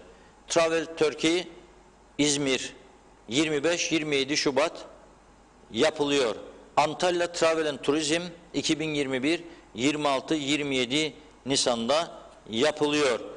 Camp and Caravan İstanbul Camp and Caravan Turizm İstanbul 20-28 Mart'ta yapılıyor. Yani öyle hop diye gelmez turist çünkü. Tanıtım yaparsın, fuarlar yaparsın ve son dakika promosyonlarını açıklarsın ve insanlar gelir. Bu aslında şimdi sıraladığım fuarlar 2022'ye yönelik olacak. Çünkü 2021 zaten şu anda yapılıyor ama son dakika imkanlarda sunanlar bu fuarlarda. Dolayısıyla şimdi Şubat'ta Mart'ta gelenler Türkiye'ye belki Ağustos, Eylül ayı için, Ekim ayı için bağlantı kurabilir. Bu açıdan da baktığımızda Türkiye'nin korona sonrası turizmde önünün çok açık olduğunu görüyoruz. Geçen hafta da açıklamıştım. İngiltere ve Almanya'daki dev tur operatörleri de en yoğun ilginin Türkiye'ye yönelik olduğunu açıklamışlardı. Şimdi programın ortalarında söylediğim gibi bir şarkı vardır. Çok etkileyici bir şarkı. Yabancı dilde okundu ama bu şarkının Türkçe ismini bilenlerden adını yazmasını rica ediyoruz burada. Dinleyelim, böyle biraz ruhumuz dinlensin bu şarkıyı. Ceza da gelecekse bize gelecek. Facebook kapanacaksa da bir süre kapanacak. Boynumuz kıldan ince. İzin için çok uğraştık ama bulamadık, kaynağına ulaşamadık. O yüzden yayınlıyoruz. Bir cesaret aldık, risk aldık. Hep beraber dinleyelim.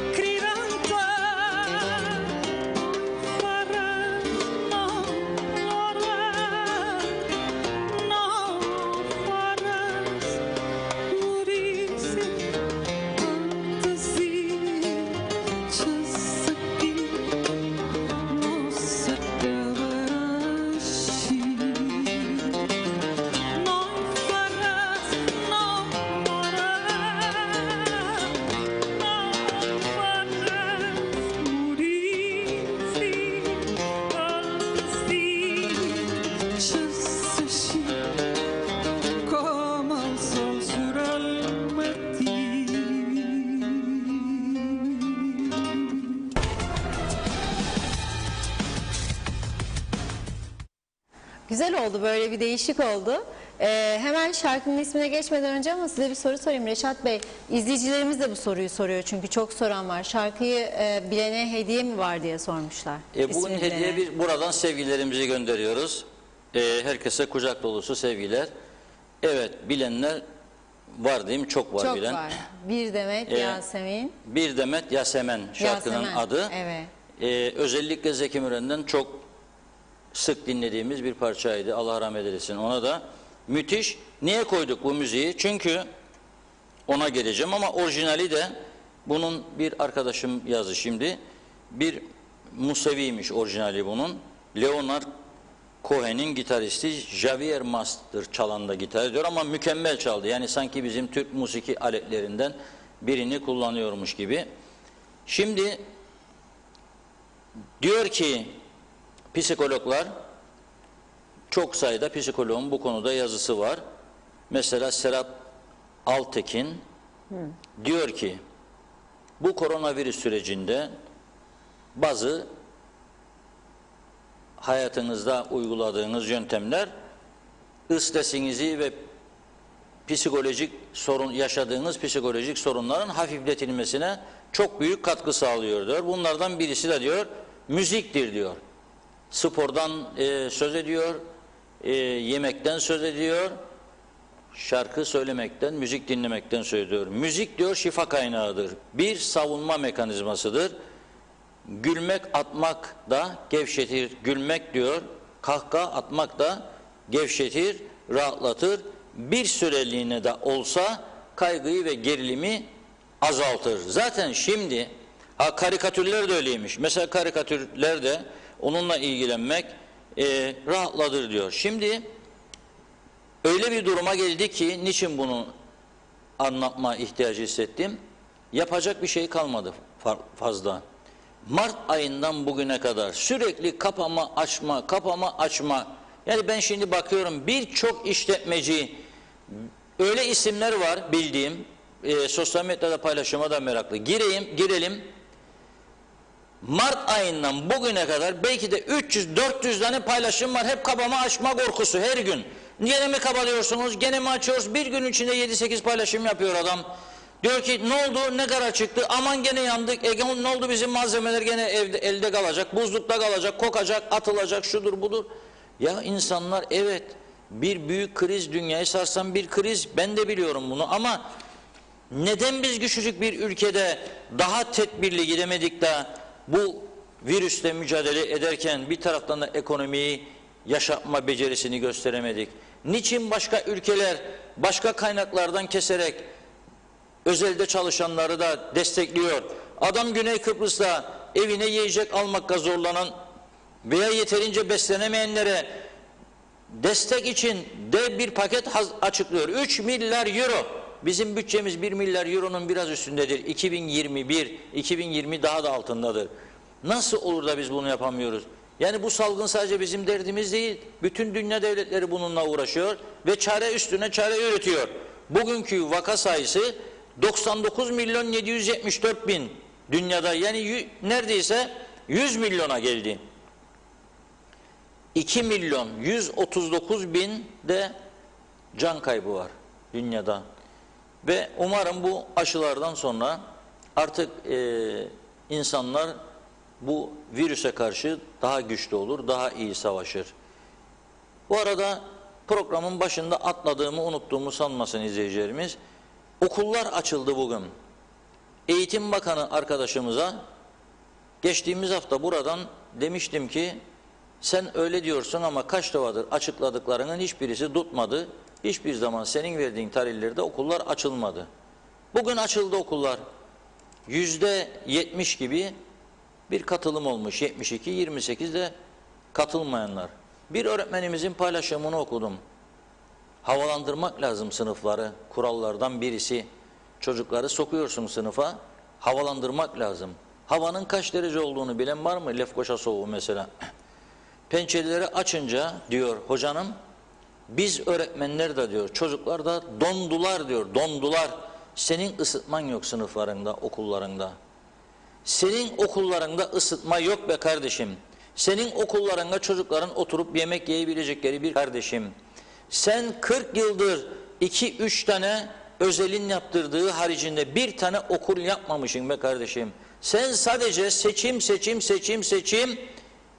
kişisel ve partisel çıkarlar için verdin de verdin 13 dedin, eşel dedin, 10 yılın üstünde emeklilik dedin, mücahitlik hizmetlerini çarp 2 ile emeklilik dedin, daha yazı yazmasını bilmeyen, kalem tutmasını bilmeyen insanların müdür de yaptın, müsteşar da yaptın, müşavirliğe çevirdin, verdin, evinde oturan insanlara yıllarca iş vermedin, çalıştırmadın, maaş bağladın. Bunların bu birikintilerle yüzlerce okul yapılabilirdi bu ülkede. Yüzlerce sınıfa ısıtmalar, bütün okullara konabilirdi. Isıtma sistemleri, yemekhaneleri yapılabilirdi ve insanlar rahat ederdi. Sen öğretmenleri daha aşılamak sırasını almamışsın. Bunun duyurusunu yapmamışsın. Ve sen okulları açıyorum diyorsun. Vallahi yollayan ailelere de diyorum ki sizde çok büyük cesaret varmış. Gerçekten cesaretinize hayranım. Bana sorsalar bir soru şu anda sormuş gibi kabul ediyorum. Yollar mıydın? Yollamazdım. Yollamazdım. Bak söylüyorum, öğretmen diyor ki ve gariban bir okul bu, fakir bir okul. Lefkoşa'nın Surlar bölgesinde. Biraz uzanın o tarafa be arkadaşlar. Siyasi arkadaşlar, sizler iş adamları, örgütler, ticaret odası, sanayi odası, diğerleri bir uzanın mı arkadaşlar, gidin oraya. Akşamları toplantı, blacklar, blue'lar bilmem neler de biraz da bu insanlara üfleyin bakalım, gidin. Fakir fukara çocukları ne şartlar altında oturuyor, ne şartlar altında ders yapıyor. Öyle oturduğumuz yerden atmasyon kolay. Tabii bizim çocuklar özel okulda 5.000 pound senede no problem veriyoruz, 5.000 sterlin. Öteki garibanların çocukları orada ve korona ile mücadele eder aileler. Da ben çocuğumu götüreceğim oraya, donacak, pencereler açık olacak, havalandırma olması lazım, korona kapmasın diye. Öğretmenin bir yerden kapıp kalkmadığını bilmiyorum, aşılanmamış ve siz hiçbir plan yok, program yok, çocukları götürün. Rumlar da açtı ama girin bakalım sitelerine. Günlerce ilaçladılar okulları, her gün ilaçlamaya devam ettiler ta ki bu son tam kapanmaya kadar. Buna rağmen baş edemediler. 1000'in üstünde öğrenci çocuklarda pozitif vaka kaptı. Kısa sürede tedavi edildiler tümü de. Yok ki biz burada hiçbir tedbir almadık. Müthiş bir üzüntü içerisindeyim ve söyledim de. Yani bu arkadaşımız zaten aslında eğitimde falan yani bir geçmişi yok. Maliye'de müsteşarlık, sonra bakanlık yapmış bir arkadaş. Bir iki insanın tavsiyesine göre karar üretiyorlar. Ertesi günün bu karardan geri adım atıyorlar. Ama bu anneler, babalar, bu çocuklar bunalımdadır ya. Çocuk soruyor, annesi okul var mı anne yarın diyor. Anne diyor ne bileyim evladım, babana sor. Babaya sor, baba var mı yoktur diyor. Hangi ülkede yaşar, hangi çağda yaşarık ya? Hangi çağda? Böyle bir düzen mi olur? Koyun bir sıraya bunları, olmayacak işte. Olmayacak. Mehmet İnancı da bir soru sordu bana. Alsancak ve Garava, Lapta'da vaka sayısını bilen var mı? Çiğdem Hanım sordu dün 2 belediye başkanına da. İkisi de bilmiyoruz dedi. İşin enteresanı, her gün kapanalım, tedbir, vay dediler. Lapta Belediye Başkanı dedi, muhtarımız Allah iyiliğini versin, yardımcısı olsun. Muhtarın durumu ciddiymiş. 6 tane vaka duyduk bugüne kadar dedi. Başka bilmiyoruz, Sağlık Bakanlığı bilir. Hayır, bakana soruyoruz. Hangi bölgelerde var? Açıklayın. Ve bazı kalemşörler vardır. Öyle hoplarlar, zıplarlar. Bakıyorum bugün sosyal medyada, internet gazetecileri. Biri sorar, hangi bölgelerde vardır? Ya bu yazar, Alsancak Lapta der. Esentepe Belediye Başkanı'nın bugünkü açıklamasını da okumazlar. Farkında değiller. Dünyanın farkında değiller. Esentepe Belediye Başkanı diyor ki 6 tane vaka var. Kapattım diyor bütün iş yerlerini bugün diyor. Yetkisi var yok, adam gitmiş rica etmiş. Kapatın demiş de yayılmasın bu iş. Bekleyin bir süre herkes evine çekilsin demiş. 6 vakamız var demiş. Var. Lefkoşa'da 2 gün arka arkaya 9 çıktı vaka. Geçen 3. Perşembe günü 9'du Lefkoşa'da vaka sayısı. Kapatalım bütün Lefkoşa'yı. Her tarafta yayılmıştır bu iş ya onda. Öyle bir görülüyor ki gittikçe yayılıyor. Bu saatten sonra kapatma yapacaksan yapacaksın. Ama dediğim gibi bir de bütçe hazırlamak lazım. Ay sonu vardır. Bugün 25'i 28 emeklilerin ödenme günü. 30'u kamu çalışanlarının. Paracıklar hazır mı Maliye Bakanı? Bir mesaj ver. Biz de öğrenelim. Hazır mı değil mi? Yani iki bölge değildir sadece. Birçok bölgede artık vardır ve bunun öyle bir panik halindeyiz ki tam rakamını bakanlık da artık tespit etmekte zorlanıyor. Ben öyle görüyorum. Bunun önüne geçebilmek için daha planlı bir çalışma yapmak lazım. 2, meclisten geçirdiğiniz yasayı uygulayacaksınız. Burada apolet var, yoktur öyle bir şey. Bizim partidir idare edilinme seçimlere de az kaldı. Gene seçimler, arkadan da gelen sene yerel seçimler bizi destekleyecekler de oycuk alacak. Yoktur böyle bir şey. Ve buradan söylüyorum, bugünlerin yarınları da var. Bugünkü yazımda da söyledim. Rum tarafı sallanıyor. Altın pasaport skandalıyla sallanıyor. Deprem geçiriyorlar. 2 tane eski Maliye Bakanı sorgulandı. Eski İçişleri Bakanları sorgulandı. Meclis başkanları makamından değil sadece milletvekilliğinden de istifa etti. Solcu Komünist Parti'nin milletvekili de istifa etti. Şimdi bugün ayın 25'i, yarın Rum Başpiskoposu Hristostomus sorgulanacak. Müthiş bir panik içindedir. Dün sorgulamada saatler kala açıklama yapma ihtiyacı hissetmiş. Kendini savunmaya çalışıyor. Gidecek salı günü 4 kişilik kurulun önünde duracak, hesap verecek. Kurul karar verirse otursun. Çünkü yaşlıdır ve hastalıkları var. Oturacak. Oturduğu yerden ifade verecek. 2 saat mi sürer, 3 saat mi sürer? Verecek ifadesini. Bitecek. 2 Ocak'ta da Rum lideri Anastasiadis sorgulanacak. Bu soruşturmaların sonunun nereye gideceğini hep birlikte göreceğiz. Ama sadece bu bile yolsuzluğa, suistimale tevessül edenlerin titreyip de kendine gelmesi açısından ve bunlar gibi düşüncede olanların da aman dikkat, başımız yanar, biz de bu yola girersek demesi açısından son derece önemlidir. Şimdi bizde diyorlar ki bugüne kadar kimseye bir şey mi oldu be, vur be, yap be, onu suçla, bunu suçla, ona ceza ver, buna bilmem ne yap, böyle yap. Ama ben diyorum ki hiç isterim ve yanılmadım. Bizde de günü gelecek. Yani herkes hazırlığını yapsın. Bizde de günü gelecek. Bütün bu yapılanlar sorgulanacak arkadaşlar. Günü gelecek. Ama ne ceza alırlar ne almazlar yüce yargının kararıdır. Ama sonu gelecek. Bunun sonu gelecek ve gelmelidir. Yazık, günahtır. Toplumun bir kesimi ve büyük bir kesimi inlerken bir kesimi de başka türlü yollardan yürümeye çalışacak ve toplumu da birbirine düşürecek. Buna hiç kimsenin hakkı yoktur.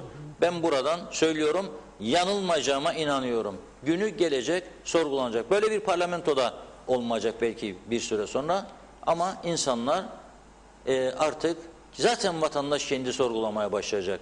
Ben bunu da hissediyorum. Vatandaş kendi de sorgulamaya başlayacak. Öyle bir gece meyhaneye gel yiyelim içelim de unut geçmişi olmayacak. Öyle bir duruma sürükleder bizi ki artık kimsenin öyle bir meyhaneye gidip de kendi geleceğini teslim edeceğine ben inanmıyorum. Ederse zaten o zaman artık herkes kendi başına geleni çekecek diye düşünüyorum. Görünen köy kılavuz istemez. Biraz kendimizi artık toparlamak zorundayız. Gidişat hiç de iyi bir gidişat değildir arkadaşlar. Evet, dilerseniz programın da sonlarına yaklaşıyoruz. Biraz mesajlara yer vereyim elimden yavaş yavaş geldiğince. Öncelikle çok teşekkür ediyoruz ilginize. Şarkı çok beğenilmiş Reşat Bey. Kabataslak hemen bunu söyleyebilir mi genelleme olarak? Arın Taşarkan, Kıbrıs Türk Atatürkçü Gençlik Hareketi Genel Sekreteri. Arın Taşarkan, Kıbrıs Türk Atatürkçü Gençlik Hareketi Dış İlişkiler Sekreteri. Eşref Alkış ve Kıbrıs Türk Atatürkçü Gençlik Hareketi Eğitim Sekreteri Sertaç Peralı, Yönetim Kurulu üyesi Rauf Mehmetçik, Funda Hanım, Reşat Bey, müzik çok güzel, tebrik ederim, iyi yayınlar dileriz demişler. Saadet Çıkar, ne güzel uydu halimize diyor. Necdet Mavi Gözlü de süper bir şarkı bildiğimiz ama şu anda ismi aklımıza gelmedi demiş. Hayırlı akşamlar, ağzınıza dilinize sağlık Funda Hanım, Reşat Bey demiş. Evet, arada yanlış şarkı isimleri de var ama olsun, melodi güzeldi diyorlar. Cihan Köroğlu, sizin karşımızda olmanız bize en büyük hediye aslında demiş. Firdevs Aracı da gerçekten hoş nameler. Bizi bir anda olsa geçmişe, koronasız günlere götürdü diyor. Size teşekkürler demiş. Sevhal Altıok, bu psikoloji meselesine değindiğiniz için sizi kutluyorum Sayın Akar diyor. Münire Çakmak da iyi yayınlar diliyor. Sürekli kalem müdürü müsteşar ataması yapılacağına hükümet edenler strateji uzmanları ithal etseler diyorum. Çünkü görülen o ki Covid-19 bitecek, biz hala bir yere varamayacağız demiş. Asım Çiftçioğlu da psikolojimiz çok bozuldu Reşat Bey, ağzınıza sağlık diyor. Hüseyin Koltan, Reşat Bey şarkı çok güzeldi. Şarkı için çok teşekkür ederiz. Hayırlı akşamlar. Allah kolaylıklar versin demiş. Mehmet İnancı, Reşat Bey bugün her zamanki gibi ama çok daha şıksınız. Ülkemizin asil gururusunuz. Halkımız yanınızdadır demiş. Aytaç Çağın da iyi akşamlar diliyor. Programınızın sonunda sunduğunuz Lorel'le Hardy bile bizi bir nebze olsun sıkıntılardan uzaklaştırıyor. Bu da bir psikolojik destektir. Teşekkürler, iyi yayınlar demiş. Gül Ali Tosun, devlet memuruyum, yaşamak istiyorum. 14 günlük maaşımı özel sektör çalışanlarına veya çalışmayanlara feda olsun. Yeter ki hep inat edip yanlış yapanlar bir kez olsun halk için hemen şimdi kapatma kararı alsın. Yarın çok geç olabilir. 40 yaşında yürüyerek hastaneye gidersiniz. Sonra ilaçlı soğuk bedeninizi ailenize verirler demiş. Sonra da dozerle gömülürsünüz diyor Gülali Tosun Bey. Nazime Nalbant, Reşat Bey, çocuklar hasta olursa sorumluları kimler olacak? Okullarda ısıtıcı yok. Soğuğu çeken çocuklarımıza çok günah. Ben olsam yollamam. Sevgiler dilemiş. Mehmet Akın, başka ülkeler halkı, toplumu rahatlatmak için türlü tedbirler alıyor. Bu pandemi döneminde Kuzey Kıbrıs Devleti ise insanları daha fazla nasıl hasta edebilir, nasıl mağdur ederiz diye yarışıyorlar demiş. Orhan Aslan, Çiğdem Aslan, siyasiler kendi koltuklarını tutmaktan hiçbir yere uzanamıyorlar. Çünkü uzanmaya çalışırlarsa koltuklarını bir başkaları o koltukları çekip alırlar. O yüzden uzanamıyorlar demiş. Evet, Ahmet Boranlı, taktığınız maaşa kimseye maaş vermesinler. Herkese 15 gün ekmek, süt, yiyecek versinler. Herkese eşit davransınlar ama kapanmamız şart demiş izleyicimiz. Hem öğrenim hem de yaz turizmini kaybedeceğiz diyor. Raif Şerifoğlu, bu azınlık hükümeti kurduranlar bu duruma şikayet etmek hakkı yok. Yetenek bu kadar Sayın Reşat Akar demiş. Allah razı olsun, amin diyor. Mete Atilla Orçan da hayırlı yayınlar demiş. Allah büyüktür, bugünlerde geçer hayırlısıyla. O baştakilerin ayağa gittikleri günler gene gelecek. O zaman verdikleri sözleri ve yaptıkları yüzlerine sürme zamanıdır demiş. Evet,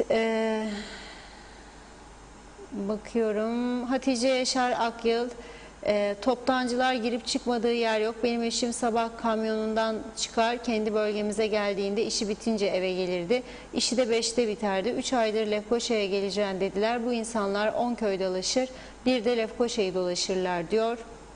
Mehmet Devecioğlu, iyi yayınlar Reşat Bey. Güney Kıbrıs'ın en düşük ücreti 710 euro olmasına karar vermiş ama kuzeyde bulunan emeklilere bu ücret verilmiyor diyor. Evet, tabii Nidai Salış iyi yayınlar dilemiş. Tam anlamıyla ayıklandık diyor. Evet, Mert Biranlı, Girne bölgesi için alınan ve 25 Ocak pazartesi 5'te yürürlüğe girecek bazı ek tedbirler alındı ama bugün gördüm ki tüm kapalı olması gereken yerler açık. Bununla ilgili biz mi yanlış bilgi aldık demiş. Evet, mesajlardan okumaya devam edeceğim. Burada Hasan Hacı Haliloğlu yazmış. Merhaba, iyi yayınlar Reşat abi. Ben Hala Sultan Lisesi'nde öğretmenim. Mesai saatlerinin dışında polis teşkilatı veya Sağlık Bakanlığı'nın vereceği görevleri gönüllü olarak yapmaya hazırım. Bildirmek isterim. İyi yayınlar dilemiş Hasan Bey. Hilas Siva'da iyi yayınlar diliyor. Reşat Bey, yetkililerin devamlı olarak karar değiştirmelerinden dolayı devlet kurumlarına olan güven azalmıştır ve vatandaşlar kararlara uymamaya başlamıştır. Bu da öncelikle virüsün artmasına ve devamında da ekonominin çökmesine sebep olacaktır. Covid virüsünden dolayı vefat eden vatandaşlarımıza da Allah'tan rahmet diliyorum demiş. Gürkan Bengü Giritli'de dün Altın Kumsal'a gittim. Görüntülerden utandım. İnanılmaz çöp yığınları. Var bizde. Turistlere bunları mı göstereceğiz demiş. Yazıklar olsun diyor. Evet, o görüntüler var. Gürkan Bey'in şu anda bahsettiği görüntüler. O sosyal medyada da paylaştı, gördüm. Bunlar işte altın kumsalımız. Hani biz deriz ya sahillerimiz yağmalandı, bırakmayın ya, gelmesin yabancılar, yatırımcılar falan filan diye bağırırız. Aha kendimizi ayırdık, en güzel sahilleri Altın Kumsal, bakın. Kim temizleyecek buraları? Biz kirleteceğiz, kim gelip temizleyecek buraları? Turistleri nasıl götüreceğiz buraya yaz geldiği zaman? Ya biz kendimiz nasıl gideceğiz buralarda, denize girelim? Adanın en güzel sahilidir burası, en temiz yeridir. Gürkan Bey'e teşekkür ederim bu fotoğrafları gönderdiği için bize, sağ olsun.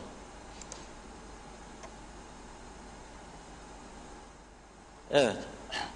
Kaçırdık mı şeyleri? Evet, mesajları? mesajlar. Seydi Yılmaz da merhaba Funda Hanım demiş. Tam kapanmaya gidilirse devlet yardım etmesi lazım. Eğer tam kapanmaya giderse çoğu kişi aç kalacak ve eve ekmek götüremeyecek. Bunların göz önünde bulundurulması lazım. İyi yayınlar dilerim diyor. Abidin Şamverdi de iyi yayınlar dilemiş. Arap saçına dönüyor her şey. Hakkımızda hayırlısı demiş. Asiye Hanım da iyi akşamlar, iyi yayınlar. Halk için bir şeyler yapsınlar demiş. Vakalar aşı vuruluyorlar. Daha çok vaka çoğalıyor. Gerçekten korkar olduk demiş. Tabii hemen belirteyim sevgili izleyenler. Bugün tabii mesajlar hem yoğundu hem de tabii şarkı ismi olunca arada her zaman söylüyorum belli bir limitimiz var. Mesajları göremiyorum belli bir limitten sonrasını. Öyle bir kaymalar oldu. Affınıza sığınıyorum bugünlük. Buyurun Reşat Bey, Evet. son sözlerinizi Son alalım. bir görüntü var. Kısa bir görüntümüz var. Ama önce sesiyle verelim. Biraz da sonra sesi yavaş yavaş kısar arkadaşlar. Görüntü kalır. Ben de onun üzerine konuşurum. Bir görüntü var. Buna bir bakalım.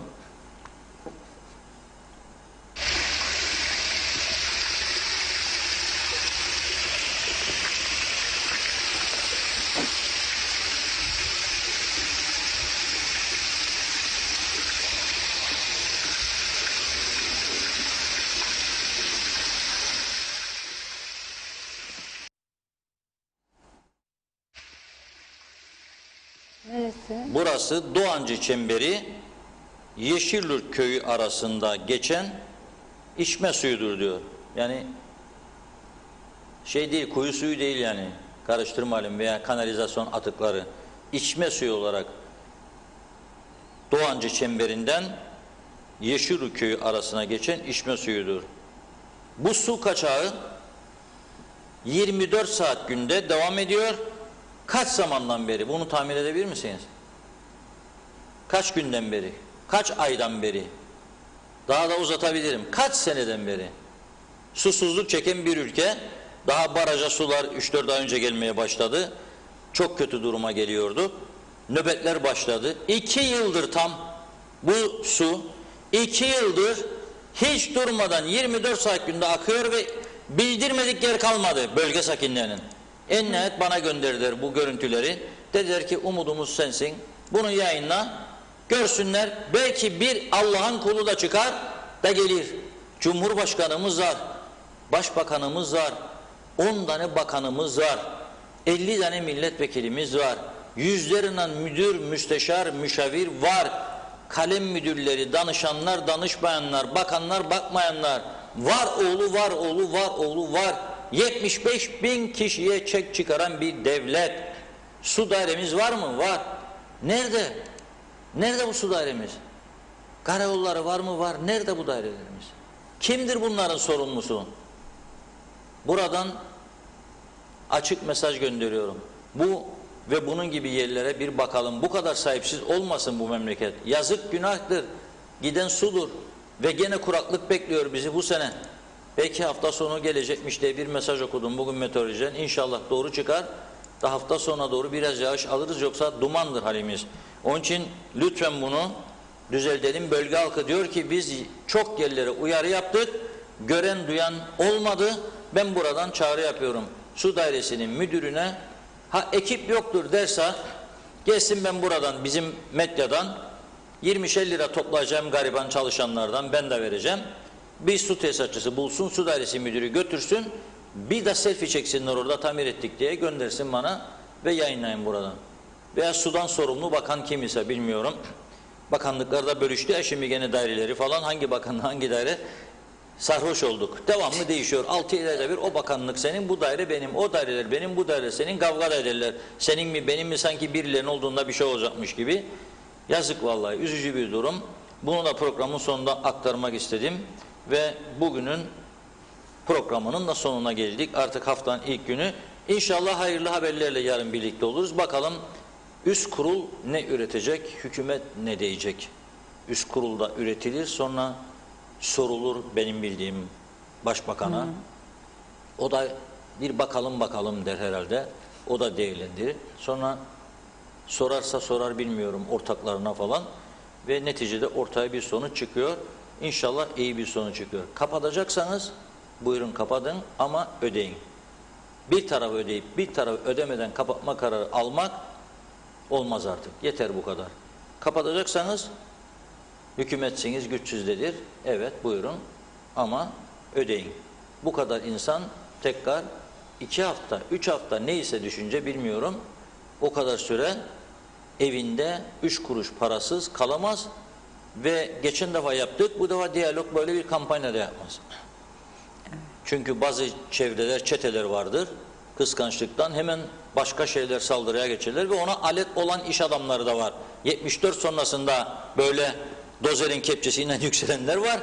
Onlardan bile gördük. Ben aynı üzüntüyü yaşamak istemem. Buyursun o zaman başka kurumlar yapsın. Ticaret odası, sanayi odası birleşsinler, güçlerini birleştirsinler. Çıksınlar, halka toplasınlar. Versinler veren varsa. Ama özel çalışanları bir tarafı öde, bir tarafı özel çalışanları bırak, olmaz. Sendikalarda lütfen artık kendine gelmesi lazım. Geçen günkü eylem bazı 3 bölümünü, hadi birini ikisini kabul ettim. Ama hayat pahalılığını bana verin diye eylem yaparsan sen 200.000 kişi açtır burada, kuruş yok cebinde. Yok. Hem maaşı ver hem de hayat pahalılığını ver diyor. Yani bu da bu dönemde insaf derim ben. Daha etkili olmak için, biraz daha inandırıcı olmak için ve toplumun tüm kesimini kucaklamak için, evet anladım üyeleri var, üyelerini şirin görecekler ama zaman o zaman değil. Bol olduğu zamanlarda zaten sendikalar ne istediyse verdi bu hükümetler. Vermemesi gerekenleri de verdi. Verdi. Şimdi verilen hak geri alınmazmış. Anayasa öyle dermiş. Hangi anayasa? O zaman bu ülkeyi düzeltmeye karar verecek olanlar günü geldiğinde kuzeyden veya güneyden önce bu anayasayla uğraşacaklar herhalde. Çünkü böyleyse olmaz tabii. Ağzınıza sağlık. Çok teşekkür ediyoruz her zamanki gibi. Evet sevgili izleyenler, bugünlük de Gündem Özel'in sonuna geldik. Yarın yine aynı saatte günün öne çıkan başlıklarıyla burada olacağız. Görüşmek üzere diyoruz. Şimdilik hoşça kalın.